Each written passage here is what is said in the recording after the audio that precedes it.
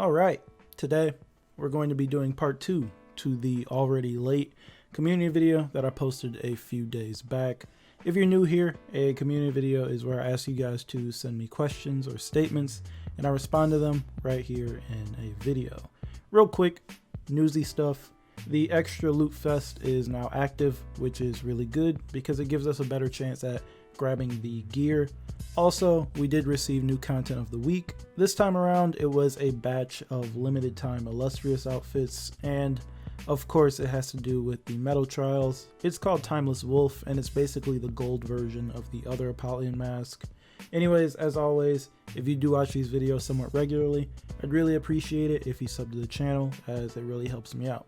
Now let's not waste any more time and get right into it. Okay, so I'm going to start this off with a question that wasn't asked in the post, but DM'd to me, and it had to do with Warden's addition into Samurai Showdown. They wanted to know how I felt about guest characters making their way into For Honor, now that we've seen For Honor characters in that one mobile game that I forgot the name of, and now Warden in Sam Show.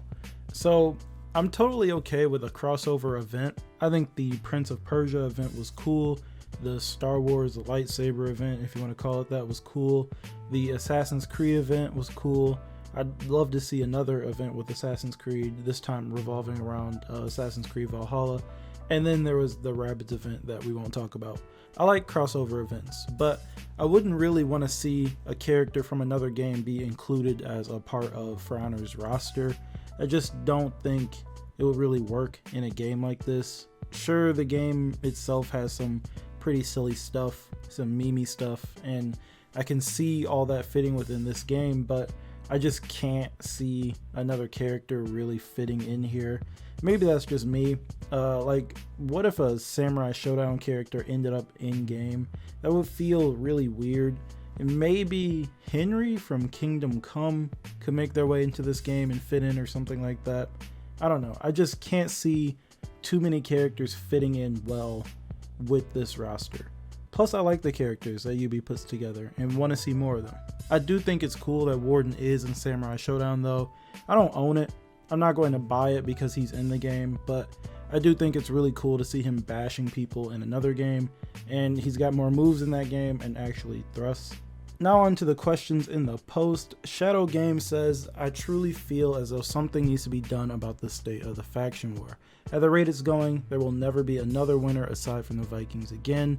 My faction is a samurai, and while we've won a few, I honestly like to see the Knights win a few more, and to just see a few closer wars, rather than just a completely one-sided sweep like what seems to happen at the end of every season.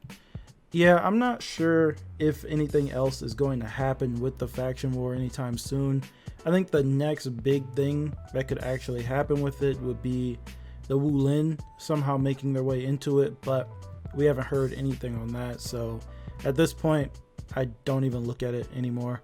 When it's over, I just take the rewards I get and continue playing.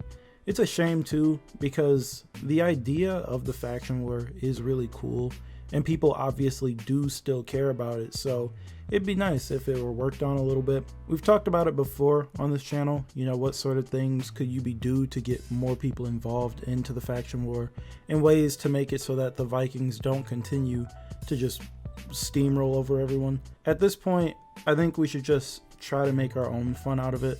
I've been a devoted samurai since launch and won't switch. The Knights won the first round of this season. I think they're getting a little too comfortable, so I think that a samurai should hit them, you know, where it hurts.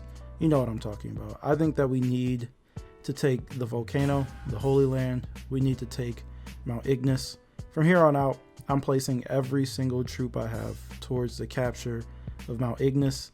And if you're watching this video and you're a samurai, I ask that you join me. I sort of want to see how we can inflate these numbers and how many of us, whether you be knight or samurai, end up pouring our troops into these points. Next up, Anderson Aldo says, devs are getting extremely lazy with content and running out of ideas.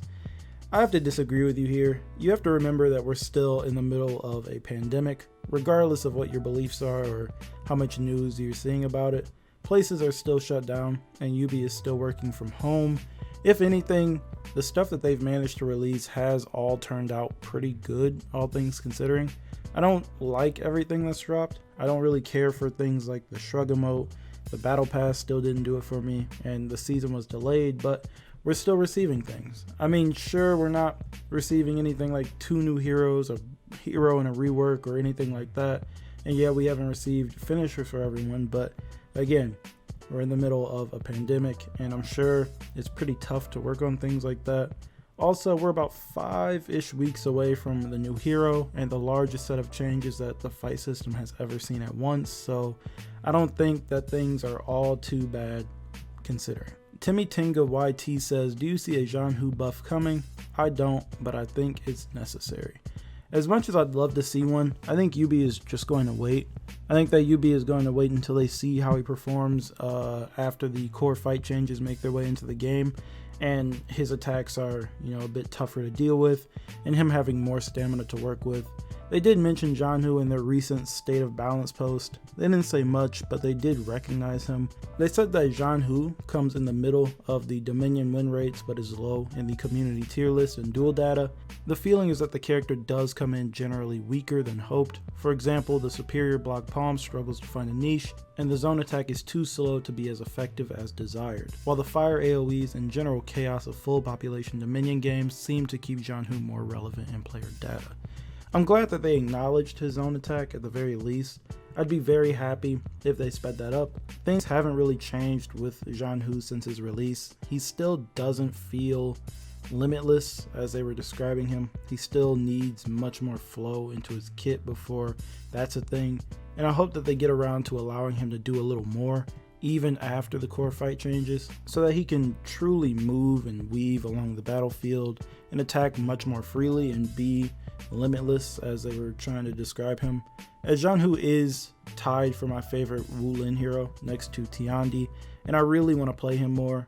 But to answer your question, I don't see one coming in the near future. I think that Yubi is going to wait and see how he performs after August 6th. Killian Unrealistic says, I feel like duels are way too unrewarding. You gain almost no XP, and with queue times being pretty long normally, it's just not worth playing if you actually want to rep a hero up. What's even worse is that this basically forces me to play 4s, even though I don't really enjoy ganking and such. Yeah, if you're trying to rep up a hero, duels are just not the way to do it quickly. I played duels exclusively after the game released. I really didn't enjoy playing 4s at the time. I had so much more fun playing 1v1s, and the result of playing so many duels was that all of my heroes were really low rep. It took me forever to even get my Raider up to rep 10 because you play for a little bit, then stop to matchmake, then you had to load in, yada yada. And with you spending so much time playing Dominion and less time loading and matchmaking and all of that, Dominion and Breach are just the way to go. If you're trying to rep up quickly, like as fast as you possibly can, you just have to play 4s, and I don't think that's really going to change all that much anytime soon, unless Yubi could somehow make it to where you could immediately rematch an opponent without having to go back to the lobby, or of course if they were going to adjust the XP rewards for playing the mode in general. Trevor Lopez says, your thoughts on separating the pants from the chest part of armor. I feel that if they were to do this, it would add even more ways to customize your heroes. It could make people use specific pieces of armor that they would normally never use. I think this would be great since some armors, while they look cool in the chest area, I may not like what they have on their lower body, and it could make me not want to use that piece of gear since they may not match with the color of the rest of my character.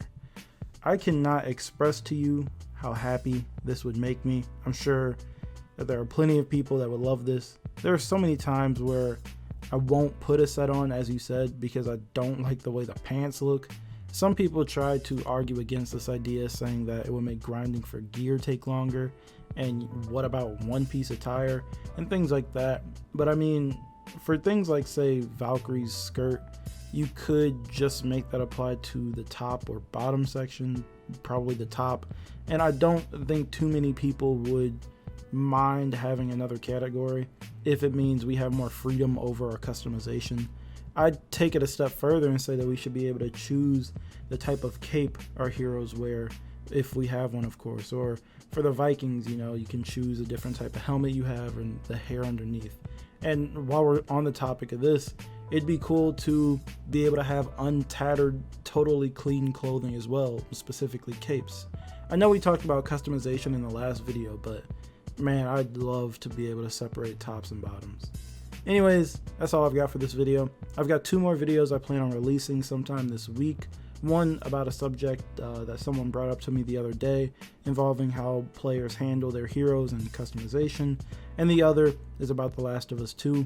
Now that the second part of Metal Trials are here, the next thing we're looking forward to is about a month away with the core fight changes and of course the new hero.